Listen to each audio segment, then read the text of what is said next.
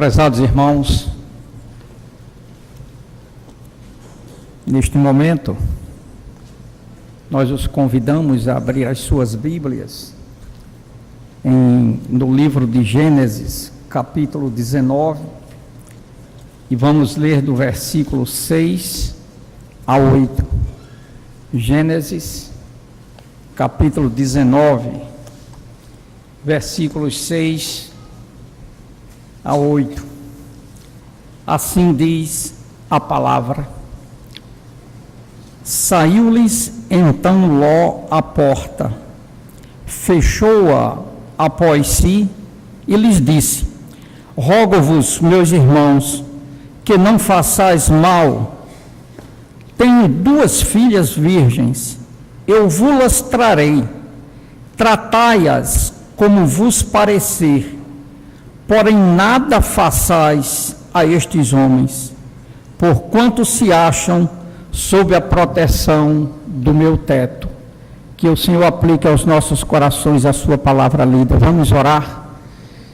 Bendito Deus e Pai que estás nos céus, eu me coloco neste momento em tuas mãos e eu te peço, esvazia-me de mim mesmo, Senhor, para que o teu Santo Espírito possa fluir livremente nas nossas vidas e nos nossos meios nesta manhã. É o que nós te pedimos, no nome de Jesus. Amém. Quando eu paguei no seminário a cadeira de Teologia do Antigo Testamento, a minha professora, Joyce Clayton, ela dando aula, falando sobre os patriarcas, ela então colocou a vida de alguns patriarcas envolvendo José, Judá, e ela então mostrou os erros e desatinos dos patriarcas. E ela então disse peremptoriamente: a Bíblia não faz maquiagem na vida dos seus personagens. A Bíblia faz questão de expor os erros de Abraão, os erros de Isaac, os erros de Jacó, de Davi, de quem quer que seja. A Bíblia não encobre os erros destes homens, antes, pelo contrário, os torna públicos. E aquela afirmação aguçou o espírito da classe, e uns começaram a falar nisso, naquilo e naquilo outro, e ela perfeitamente. Assim é a palavra do Senhor. Na ocasião, ninguém teve a ideia de perguntar a ela por quê. Apenas sabíamos que a Bíblia não fazia questão de esconder erros, mesmo sendo dos patriarcas, mesmo sendo de Davi, mesmo sendo de Pedro, mesmo sendo de Paulo. A Bíblia não faz questão de esconder. E quando nós lemos esse texto, é um dos textos que nos deixam estáticos, porque é uma declaração grotesca vinda dos lábios de Ló, e nos deixa mais pasmos ainda, porque o Novo Testamento, em 2 Pedro 2,7, declara que Ló era justo, que Ló era um homem temente a Deus. E diante disso, nós ficamos intrigados com esta declaração, quando ele, de livre e espontânea vontade, oferece àquela turba insana as suas 2 filhas virgens, desde que eles não molestassem aqueles homens que estavam na sua casa. E isso nos perturba, porque como entender, à luz da palavra, esta atitude de Ló? Como aceitar Alguns autores, eles são muito claros. Eles dizem, é justificável, mas não explicável. Levantando a ideia da hospitalidade que o indivíduo teria que proteger aquele que estava hospedado na sua casa a todo custo. Mas muitos autores bíblicos dizem que foi uma atitude reprovável. Outros autores procuram amaciar o negócio. Olhe, Ló, ele fez aquilo, mas porque eram homens de Deus. Mesmo sendo homens de Deus, aqueles anjos não precisavam ser protegidos por Ló. Muito pelo contrário, foram eles quem protegeram Ló e a sua família. Diante disto, nós começamos a pensar o que levou Ló a ter esse estranho comportamento. Um comportamento esdrúxulo. Mas quando nós vamos ler na palavra a história da vida de Ló, nós observamos que existem alguns indícios que podem nos ajudar. Por outro lado, nós temos poucas coisas dentro da Bíblia falando sobre Ló. Eu tive o cuidado de contar, ao todo, cerca de uns 20 e poucos, 26 versículos sobre Ló, e que muitos aí disse Ló e foi assim, lembrai-vos que a mulher de Ló, mas nada falando sobre o seu caráter, sobre a sua personalidade, sobre os seus atos. Ao contrário do que nós temos tantos livros que falam sobre Abraão, que falam extensamente sobre Isaac, sobre Jacó, sobre Davi, sobre Paulo, sobre Saul. Mas em relação a Ló, nós temos pouca coisa. Mas a pouca coisa que nós temos, a palavra de Deus nos permite entender o comportamento, a alma, o pensamento de Ló. O pouco que existe nas Escrituras nos ajuda, se não a aceitar, pelo menos a entender o que houve com Ló, para que ele fizesse esta afirmação tão grotesca e tão bizarra. A nossa história começa a partir do ponto em que Abraão e o seu sobrinho Ló, eles se separam.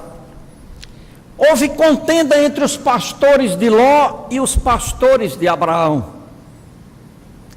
E acontece que um dos maiores exegetas do Pentateuco, um rabino chamado Rashi, francês, que já é morto, Rashi diz que a luta que houve entre os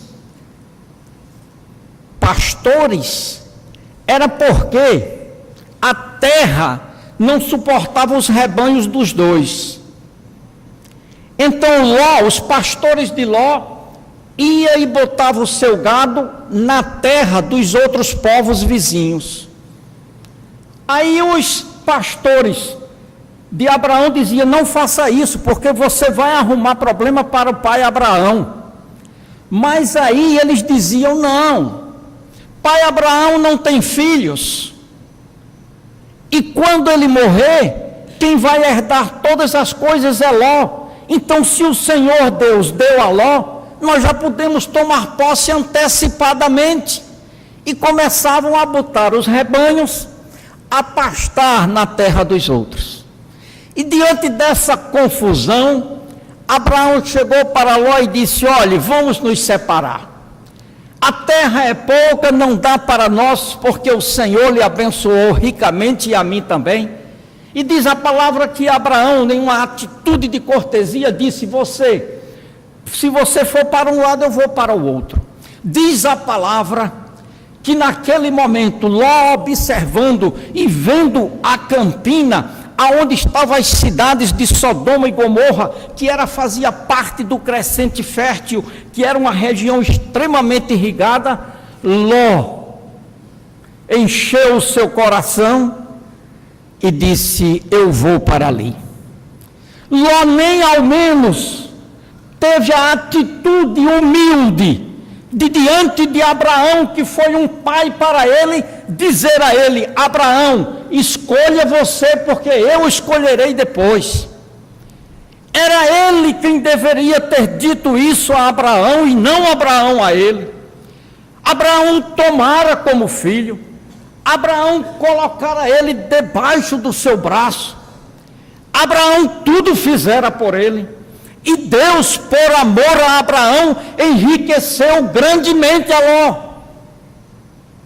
E agora, quando Abraão diz: se você for para um lado, eu vou para o outro, escolha, ele foi indigno de dizer: Abraão, escolha você, você é o meu pai, você me trouxe, eu tenho andado aqui ao seu lado, a você tenho direito, você é o mais velho, você é o patriarca, você tem o direito de escolher o local. Mas o coração de Ló se encheu pela soberba da vista, e ele, vendo aquelas campinas verdejantes, disse: é para ali que eu vou, e foi para perto de Sodoma. Sodoma já era conhecida naquela época pela sua fama.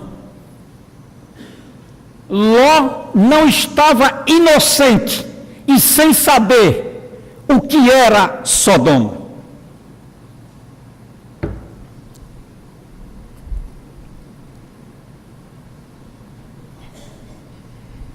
E Abraão disse: não está a terra diante de ti? Aparta-te de mim, e se escolheres a esquerda, eu irei para a direita, e se a direita escolheres, eu irei para a esquerda. Levantou Ló os seus olhos e viu toda a campina do Jordão, que era toda bem regada, antes do Senhor ter destruído Sodoma e Gomorra, e era como o jardim do Senhor, como a terra do Egito, quando se entra em Zoar. Ló escolheu a planície verde e fértil do Jordão. E é importante que a Bíblia diz que Ló armou suas tendas. Em outras palavras, acampou. Ló armou suas tendas até Sodoma. Essa expressão até Sodoma, no original é ad Sedom, que quer dizer até Sodoma, mas paira uma dúvida: até dentro da cidade ou até aos limites da cidade? A gramática diz que quando essa expressão vem, a gente entende pelo todo, pelo contexto da frase. Mas a frase aqui, o todo, não nos ajuda. A gente sabe que ele foi acampando, acampando, acampando, acampando, até chegar perto de Sodoma, nos limites de Sodoma. O texto, porém, nos dá algumas informações depois, quando nós vemos que a palavra de Deus diz, lá em Gênesis 13 e 13, ora, eram maus os homens de Sodoma, e grandes pecadores contra o Senhor. Eram maus. E Ló foi se aproximando, Ló foi se acampando perto daquela cidade iníqua e pecadora. Ló não estava inocente da natureza daqueles homens e daquela cidade pecadora. Ele tinha um pé dentro e um pé fora da cidade. Ele estava louco para entrar na cidade e ele se aproximava sorrateiramente. É interessante que no capítulo 14, nós já notamos uma mudança. A Bíblia torna-se clara e cristalina quando ela diz: aquele acidente no qual os reis vieram, guerrearam contra os reis de Sodoma, Gomorra e de mais 3 outras cidades, e levaram Ló cativo. E quando eles levaram Ló, a palavra de Deus nos diz, lá em Gênesis 14 e 12, também tomaram a Ló que habitava em Sodoma. Esse termo, no original, ele habitava. Ló agora estava, mas não acampando. Ló agora estava habitando. Ló estava morando dentro de Sodoma. Ló foi paulatinamente se aproximando e depois adentrou a cidade e se estabeleceu. Passou a ter residência, endereço, CPF e CEP daquela cidade. Ele agora era cidadão completo. É interessante. A expressão no Pentateuco é Ioshev Bicedon, ou Verru Ioshev Bicedon, e ele habitava, ele morava, ele residia. Antes Ló estava duvidoso. Eu vou me chegando de leve, eu devo morar, não devo. Depois Ló viu a riqueza que existia na cidade e Ló foi. Era uma das cidades mais ricas daquela época e a própria Bíblia nulo diz isto. Se nós lermos a palavra do Senhor, ela diz que era, e a história também dá contas de que era uma cidade riquíssima. E os seus habitantes eram extremamente perversos e cruéis com aqueles que eram pobres e necessitados, porque eles eram extremamente ricos.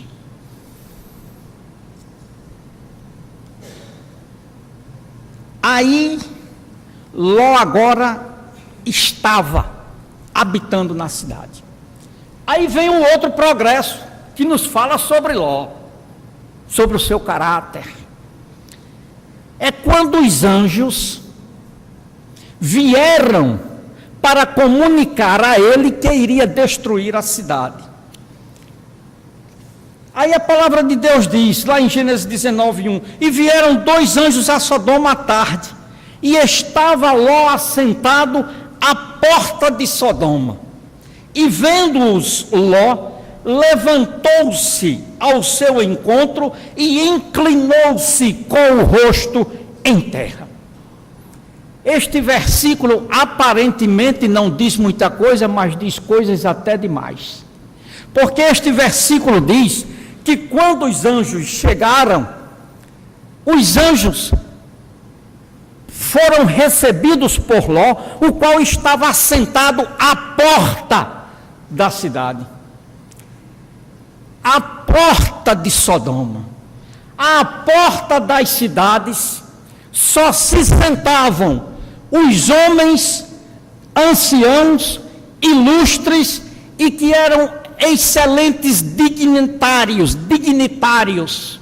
de ocupar o posto de juiz.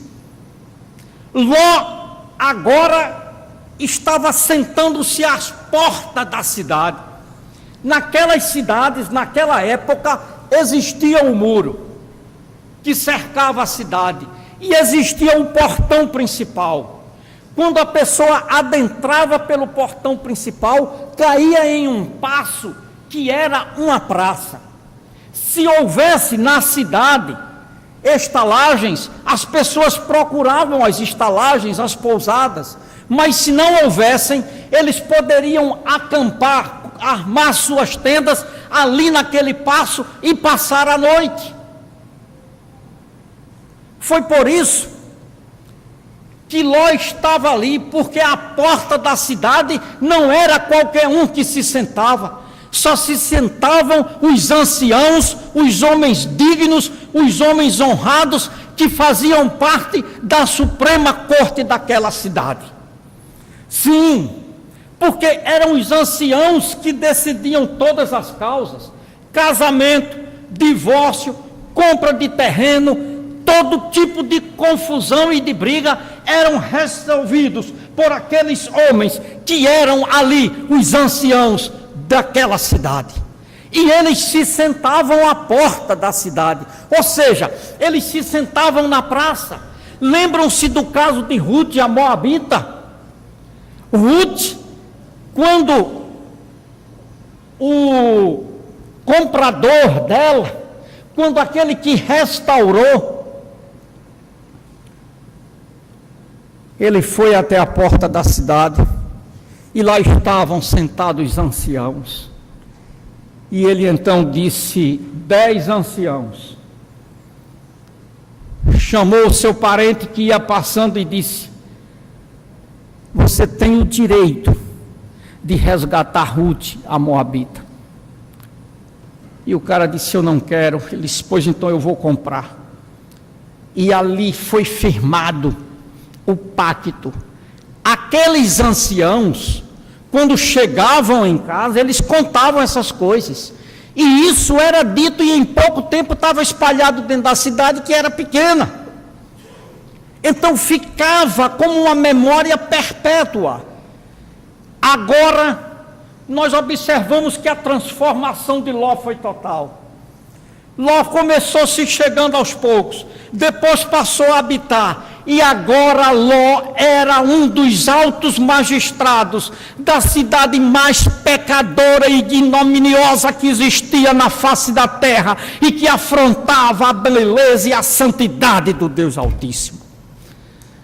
Ló agora era um alto dignitário da cidade mais pecadora da face da terra. Mudança.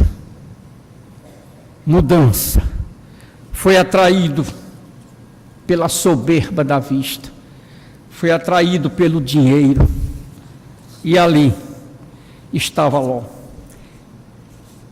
Com este padrão de transformação como pano de fundo, nós podemos agora entender e começar a perceber o inexplicável e esdrúxulo comportamento de Ló, quando foi confrontado com a ameaça daquela turba depravada que cercava a sua casa. Ele não era um homem mau, Ló não era um homem pecador, ele não seguia aqueles gestos, ele não seguia aqueles hábitos, mas Ló foi transformando a sua mente e começou a aceitar coisas que eram inaceitáveis. Era um homem fraco, e sua maior imperfeição foi não reconhecer a sua própria fraqueza e vulnerabilidade. Muitos de nós não sabemos reconhecer os nossos limites. E quando nós não reconhecemos os nossos limites, nós podemos errar.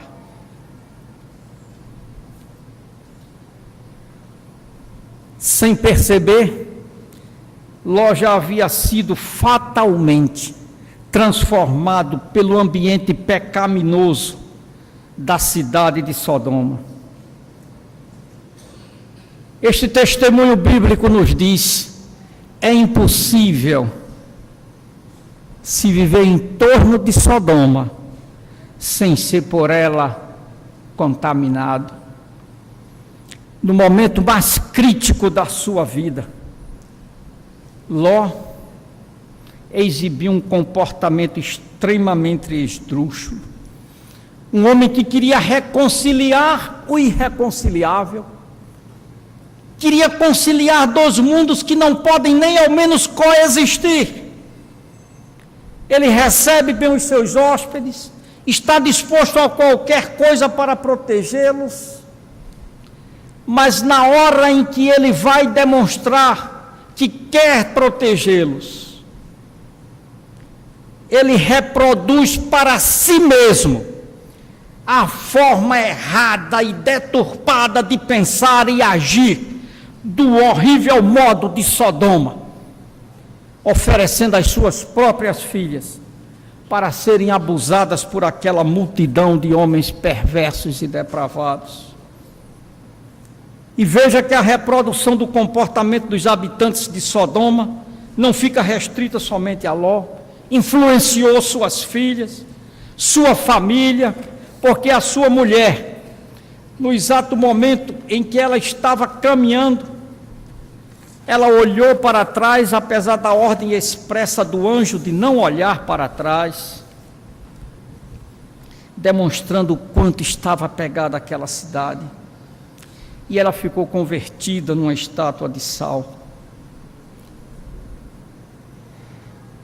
Muitas são as lições que nós podemos tirar desse texto. Eu vou apenas discorrer sobre 3, mas muitos são os ensinos. Cada mensageiro, cada pastor pode tirar uma série infinita de lições daqui.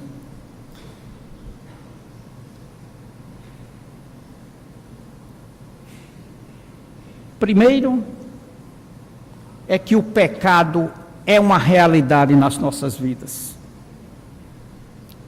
E quando o homem pecou lá no Éden, e Deus o chamou, disse: Adão, o que fizeste?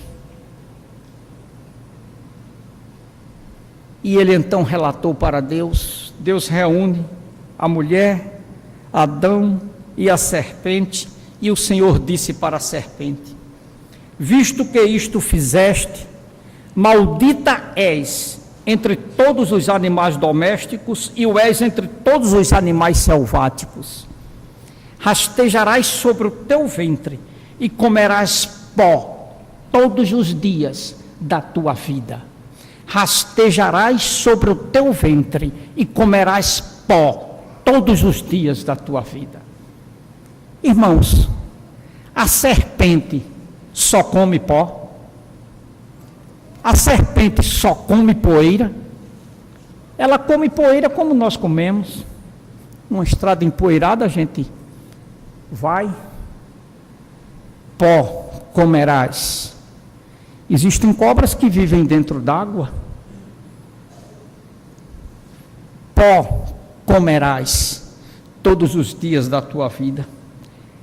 E o Senhor Deus disse para o homem, lá em Gênesis 3,19: no suor do teu rosto comerás o teu pão, até que tornes a terra, porque tu és pó, e ao pó tornarás. A serpente se alimenta desse pó.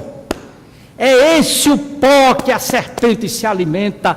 Ela se alimenta dos nossos pecados, ela se alimenta dos nossos erros, ela faz o que fez com Eva, ela oferece o pecado, ela oferece a transgressão, e quando a pessoa aceita o seu erro e erra, ela então fica mais forte e oferece mais opções de pecado, mais opções de transgressões. Ela vai se fortalecendo na vida daquela pessoa, e ela começa a comer e a devorar aquela vida, e ela começa a se alimentar deste pó, das nossas fraquezas, das nossas imperfeições, porque tu és pó, e ao pó tornarás. Comerás pó todos os dias da tua vida.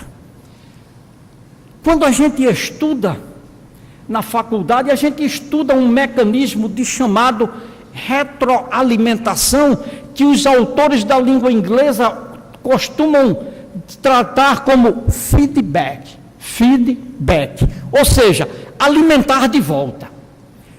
A serpente oferece o pecado, o homem aceita, gosta, ela oferece mais, ela nos oferece, a gente erra, ela nos oferece mais, e ela está se alimentando da nossa vida, dos nossos erros, das nossas imperfeições, e começa a crescer nas nossas vidas e na nossa carne.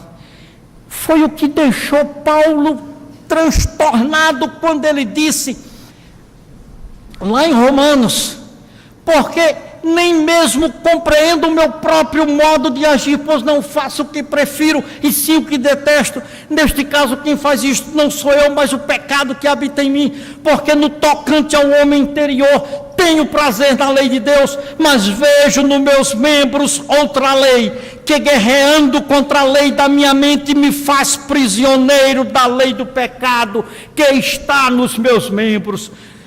A lei do pecado, Deus disse, comerás pó. E é essa fraqueza que está nos nossos corpos, é esta fraqueza da qual a serpente se alimenta. Mas a palavra de Deus também diz lá em Romanos 8,13, porque se viverdes segundo a carne, caminhais para a morte, mas se pelo Espírito mortificardes os feitos do corpo, certamente vivereis. E o Senhor Jesus disse, vigiai e orai, porque a carne é fraca, mas o Espírito é forte. E o que nós temos de Deus é o Espírito. Diz a palavra que quando foi feito o homem, um boneco da terra, Deus soprou o fôlego de vida. E é esse Espírito de Deus que há em nós. Esse Espírito é forte. A carne é fraca, mas o Espírito que Deus nos dá é forte, para que possamos, em Cristo Jesus, sermos mais do que vencedores. Cuidado com a serpente, porque ela oferece os mais diversos e variados menus. E quando a pessoa falha em um, ela já apresenta outro.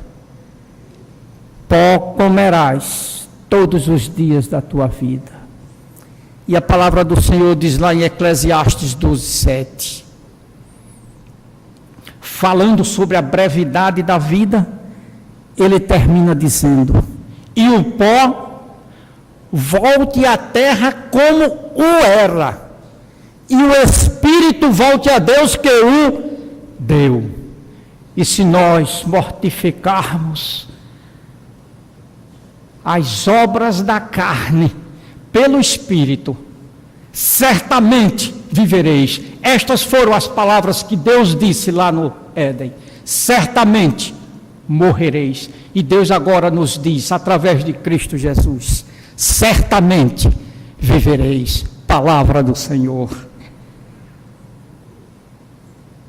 A Bíblia faz questão de expor as fraquezas dos personagens bíblicos, porque Deus quer mostrar que mesmo os que foram responsáveis pela compilação da revelação à Bíblia, através da história de suas vidas, eles também tinham o DNA do pecado e por isso erraram. Eles eram falhos, eles eram humanos, eles tinham os mesmos erros, apesar de Deus tê-los usado para trazer a revelação bendita da sua palavra até nós, mas eles também tinham os mesmos erros e estavam sujeitos às mesmas paixões que nós. Mais uma coisa nós sabemos, que Deus mandou o seu Filho, Jesus Cristo, o qual veio em figura de homem, nunca pecou, e que venceu a morte e o pecado, assentado está à destra de Deus Pai, e intercede por nós, para que por intermédio dele, nós sejamos mais do que vencedores. Glória a Deus. Portanto, a Bíblia diz que Cristo nunca teve pecado. O outro ensino que nós temos, é que devemos vigiar todo o tempo. Se lembra de Eva? Foi a soberba dos olhos, e vendo que o fruto era agradável à vista e para comer, o tomou. E vendo, logo quando viu as planícies verdejantes, disse, é aqui que eu vou. Davi estava lá na sua casa, o país em guerra, mas Davi estava em casa. olhando da sua varanda, viu a mulher de Urias tomando banho. Davi viu a cobiça dos olhos. Nós dizemos que o que os olhos não veem, o coração não sente. Cuidado com os olhos que veem. E há um corinho que nós aprendemos e a gente ensina às nossas crianças: cuidado o olhinho com o que vê.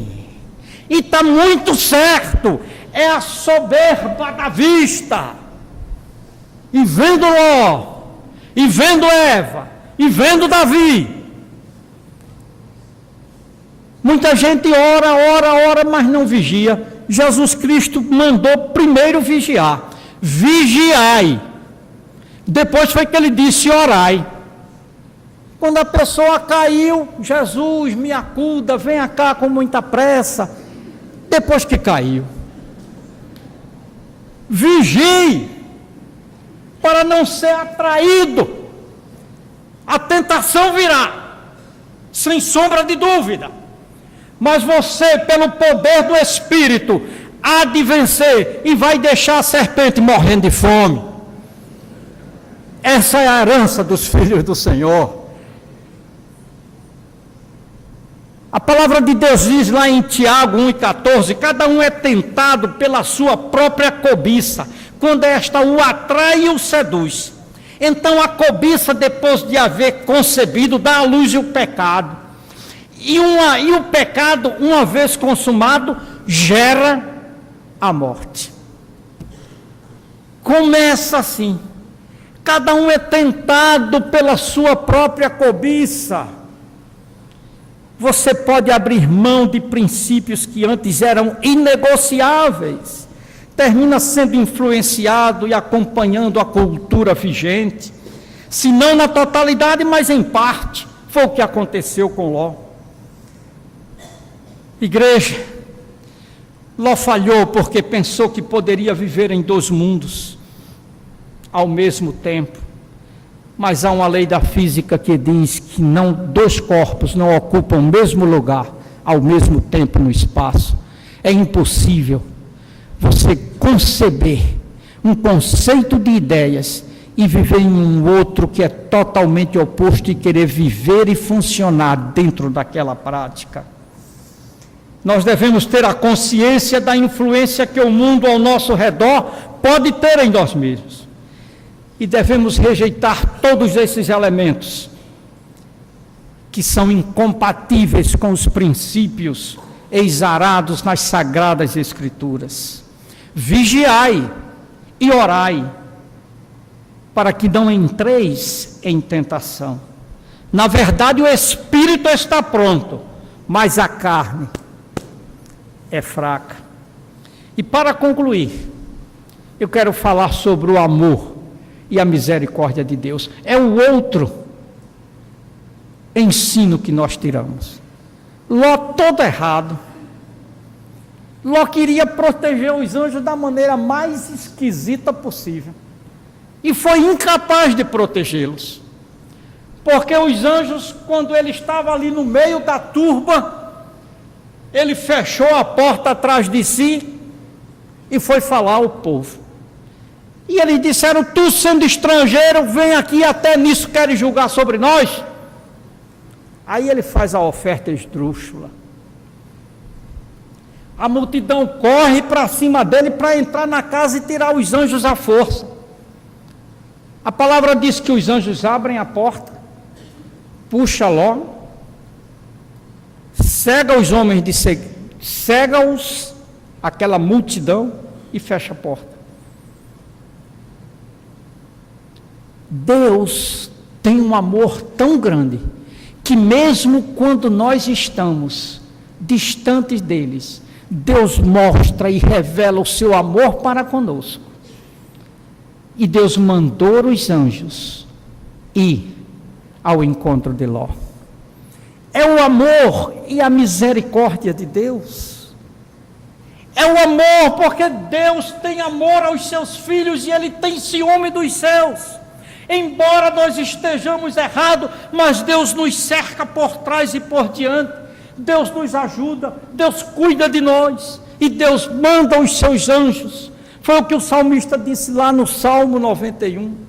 O que habita no esconderijo do Altíssimo e descansa à sombra do Onipotente, diz ao Senhor: meu Deus e meu refúgio, meu baluarte, Deus meu em quem confio, pois Ele te livrará do laço do passarinheiro e da peste perniciosa, cobrir-te-á com as suas asas, e debaixo das suas penas estarás seguro.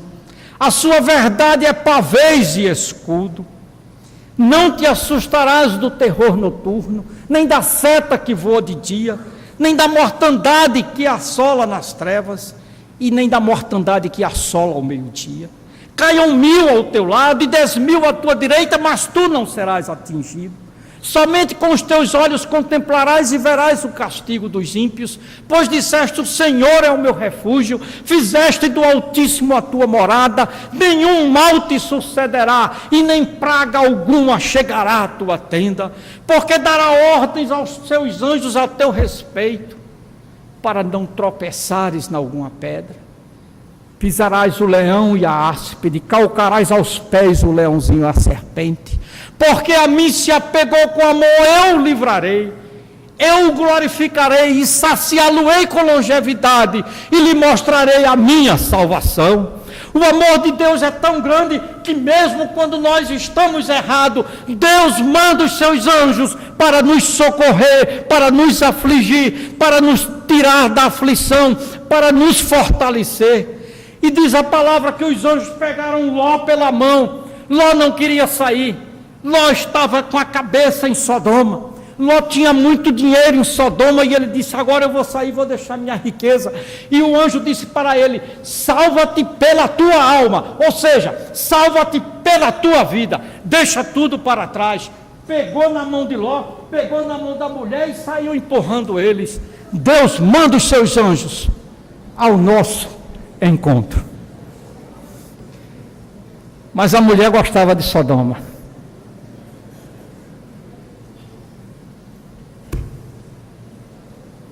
Diz a palavra que ela olhou para trás. Os autores e o próprio Cristo fala disso. Ela tinha o coração ali. Nas nossas Bíblias não fica muito claro, mas quando a gente lê o Pentateuco, você vendo no original, na Torá, Ló tinha não só aquelas 2 filhas, tinha outras. Quando a palavra de Deus diz: tens mais alguém aqui? Genros, filhos e filhas. Aqueles filhos, Ló não tinha filhos, Ló tinha filhas. Genros e filhos. Aqueles filhos é netos, porque no hebraico ninguém fala a palavra avô, só fala filho. É o teu filho e o filho do teu filho. Então, tens genros, filhos, são os netos. Vai e fala a eles. Aí a palavra, nossa versão diz: e Ló foi e falou aos genros, os quais estavam para casar com as suas filhas. Falou aos genros e aos que estavam para casar. Eu não quero entrar em considerações teológicas, mas apenas quero dizer aos irmãos que Ló tinha outras filhas, e muitos autores já estão, e quem mais fala sobre isso e defende ardorosamente são os rabinos. E o rabino Rashi, que é considerado o maior exegeta da Torá, ele é peremptório, e todos eles também, de que aqueles filhos ali descritos eram netos. Eu não sei se ela tinha o coração por causa dos filhos, dos netos, das filhas, ou pelo modo de viver. As filhas foram corrompidas também, mas Deus transformou em bênção. porque depois de embebedarem o pai, as duas conceberam dele. Da Moabita, dos de Moabe, da filha mais velha, saiu Ruth, a Moabita, que veio a se tornar a bisavó de Davi. Entrou na genealogia de Cristo, o amor e a misericórdia de Deus, compondo e arrumando as coisas. E a da filha mais nova, Amon, teve uma moça chamada Naama,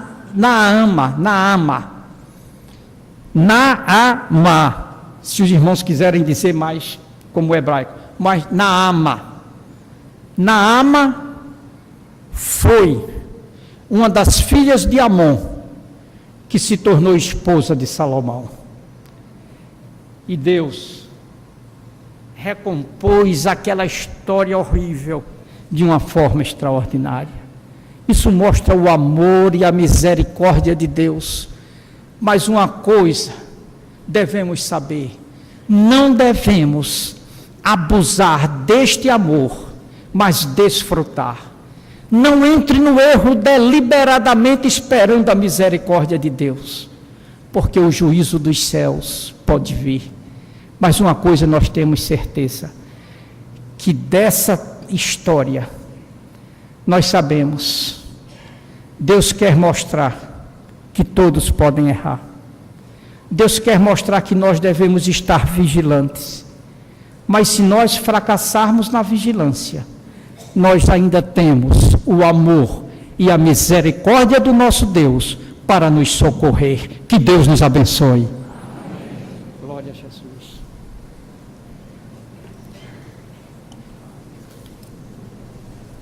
O hino que vamos cantar agora, 275 do Inário para o Culto Cristão, na sua primeira estrofe, é bem sugestivo em relação a esta mensagem, que nós possamos cantá-lo, refletindo em cada frase deste hino.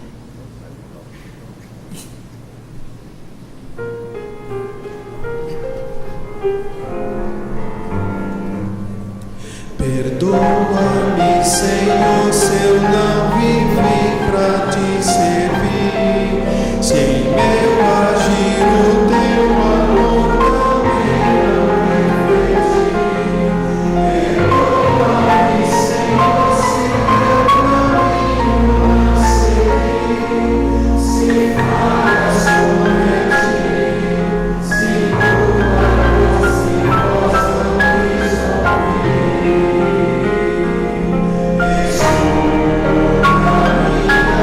quis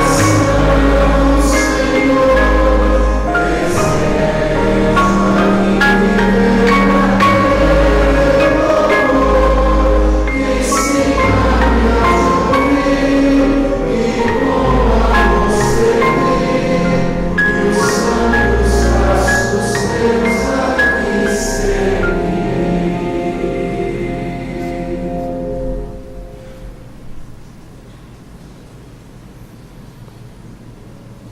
Nós agradecemos a presença de todos, embora poderíamos ficar mais tempo aqui ouvindo sobre as lições que são infindas. Isso foram 3, tiraram 3 desse texto, mas devemos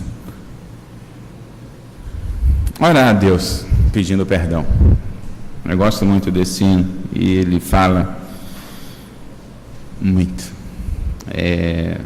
Nós agradecemos a cada um a sua presença, nós os convidamos a estar de volta aqui às 19 horas, mas eu tenho 2 avisos antes da oração final. Um consta no boletim. Se você quer saber mais informações sobre o projeto, o nosso programa Vivendo a Contar, você pode, a partir das 18 horas, ir à sala 103, aqui no anexo, ao lado da igreja, e terá todas as informações sobre os cursos que são oferecidos dominicalmente às 18 horas, aqui na nossa igreja. 2 cursos já iniciaram, o curso de Ética e o curso de Libras. E um outro aviso se você tem algum fato histórico que queira registrar aqui a história da nossa igreja, procure a equipe, a comissão do arquivo histórico. E eu recebi um fato, uma notícia importante. A irmã Mariinha Cavalcante, que no dia 25 completa 98 anos, ela faz, como membro da Igreja Batista da Capunga, 73 anos. Então a nossa igreja tem 90 e ela é membro da nossa igreja há 73 anos. Ela não veio transferida de outra igreja, ela foi batizada aqui, um templo outro.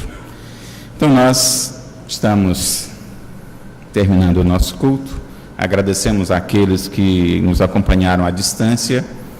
E por falar à distância, nosso pastor, antes do início do culto, ele falou comigo, mandou um abraço para a igreja e retorna amanhã para Recife.